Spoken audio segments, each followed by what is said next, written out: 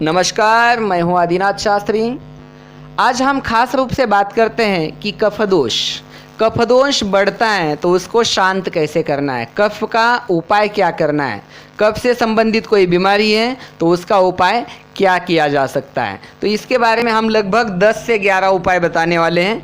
आप इसीलिए इस वीडियो को लास्ट तक देखिए। 10 से 11 उपाय जो बताए जाएंगे उसमें से आप 2-3 भी उपाय करेंगे तो आप कफदोष से राहत पा सकते हैं, निजात पा सकते हैं, मुक्ति पा सकते हैं। और बाकी लोगों को कफ की समस्या है तो उनको भी इस वीडियो से अवगत कराइए, उन लोगों तक वीडियो को पहुंचाइए। आप नए सदस्य हैं, नए दर्शक हैं तो चैनल को सब्सक्राइब कीजिए, साइड में बेल बटन दिया है उसको दबाइए ताकि नया आने वाला वीडियो आप तक सहज पहुंच सके। कफदोष के लक्षण क्या है उसके लिए हमने दूसरा वीडियो बनाया है, उसकी लिंक भी डिस्क्रिप्शन में दी हुई है, उसको देखिए, कफ के लक्षणों को जानिए और फिर ये उपाय कीजिए। तो आइए हम कफ के उपायों के बारे में जानते हैं। तो कफ दोष बढ़ता है तो सबसे पहला उपाय करना है आपको कि आंवला पाउडर लेना है और उतना ही मुलहट्ठी पाउडर, दूसरा संस्कृत नाम है उसके लिए ज्येष्ठमध, मुलहट्ठी या ज्येष्ठमध। मुलहट्ठी पाउडर भी उतनी मात्रा में लेना है। आंवला पाउडर आप 50 ग्राम लेंगे, मुलहट्ठी पाउडर 50 ग्राम लेंगे। दोनों का मिश्रण बनाकर आपको शहद के साथ खाना है।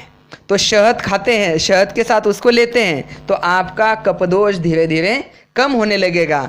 ऐसे होगा कि ये मिश्रण लेने से, ये तीनों चीज़ें लेने से आपका कफ धीरे धीरे निकलना चालू होगा और 2-3 महीने के बाद बिल्कुल कफदोष की समस्या नहीं रहेगी। Number 2, triphala powder.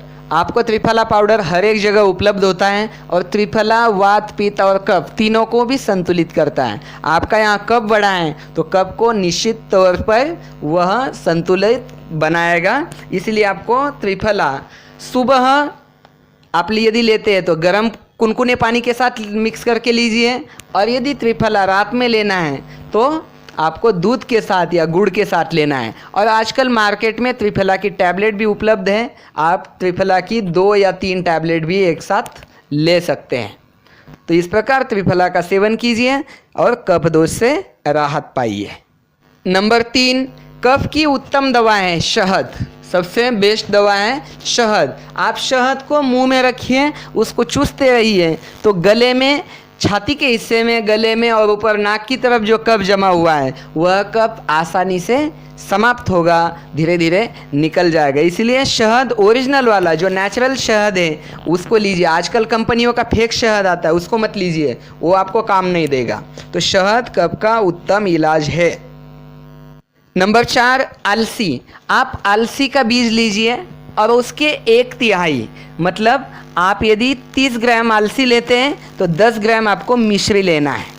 मिश्री और 30 ग्राम अलसी, 10 ग्राम मिश्री लीजिए, दोनों का पाउडर बनाइए और उस पाउडर को पानी में डाल दीजिए, उबालिए उसको। थोड़ा सा उबालने के बाद थोड़ा अच्छे से उबालिए और उसका जो मिश्रण बनेगा उसको बोतल में भर के रखिए। दिन भर हर 1 घंटे, आधे घंटे में वह मिश्रण 2-2 चम्मच पीते चलिए तो आपका पुराने से पुराना कफ यदि जमा हुआ है तो वह अलसी से और उस मिश्री के मिश्रण से धीरे धीरे निकलने लगेगा। यह मिश्रण आपको 1 महीना, 2 महीने या 3 महीने तक लगातार लेना है। 100% आपकी छाती के कफ की समस्या समाप्त हो जाएगी। नंबर 5, कुटकी। कुटकी की जड़ें मिलती हैं, उसको उसके छोटे छोटे टुकड़े कीजिए, उसको पानी में 1 गिलास पानी लेके उसमें 10 घंटे उसको भिगोइए और वह बचा हुआ आर्क निकाल कर आपको उसको पीना है। मतलब वैसे करना है पर थोड़ा सा आपको सहना पड़ेगा तो आपका समाप्त हो जाएगी। या कुटकी का पाउडर भी उपलब्ध होता है, कुटकी का अर्क भी मार्केट में उपलब्ध होता है, तो आप डायरेक्ट पाउडर ले सकते हैं या डायरेक्ट उसका जो अर्क मिलता है वो भी पी सकते हैं। और 6, बेहड़ा।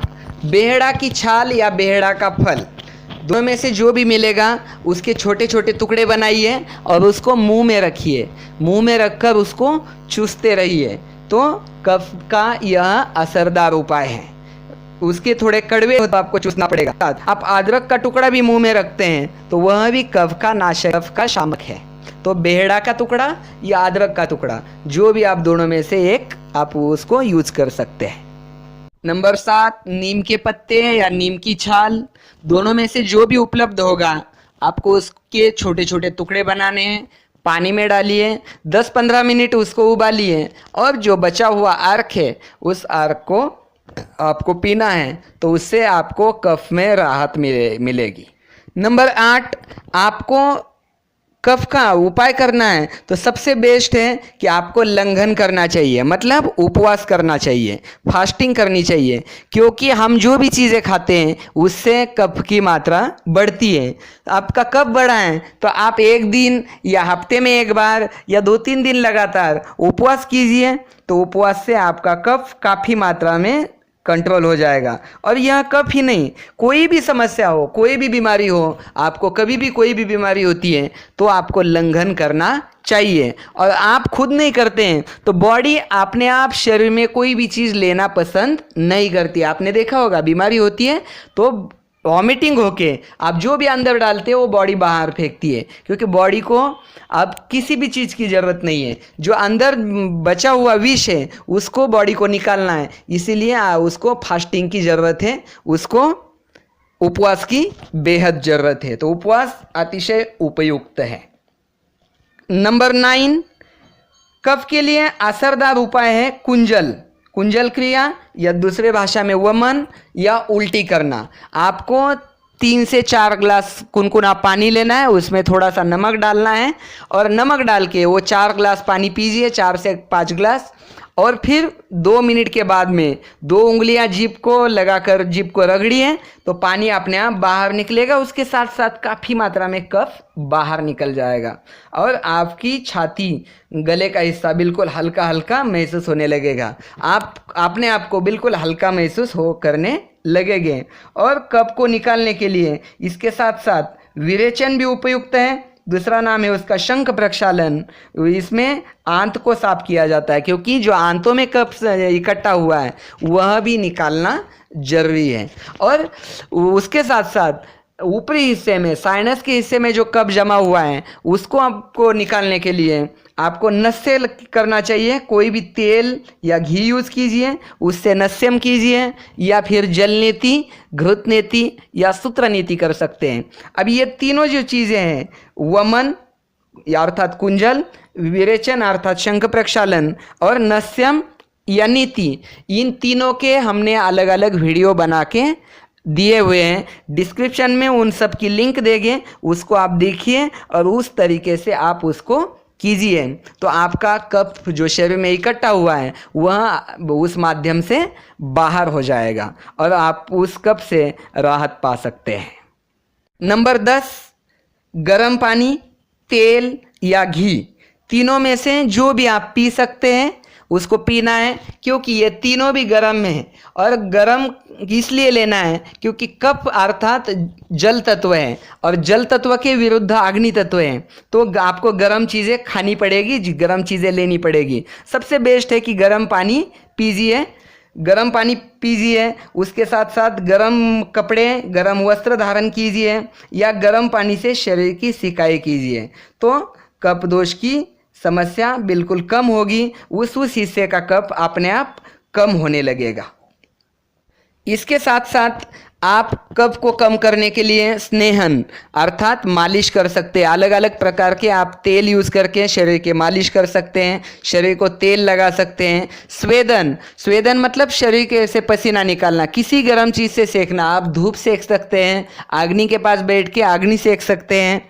और शरीर का व्यायाम करके व्यायाम कीजिए, योग कीजिए, सूर्य नमस्कार कीजिए, तो उससे शरीर में अपने आप उष्णता बढ़ेगी, पित्त बढ़ेगा। उष्णता बढ़ती है तो अपने आप कफ कम हो जाएगा। पित्त को बढ़ाइए तो कफ अपने आप कम हो जाएगा।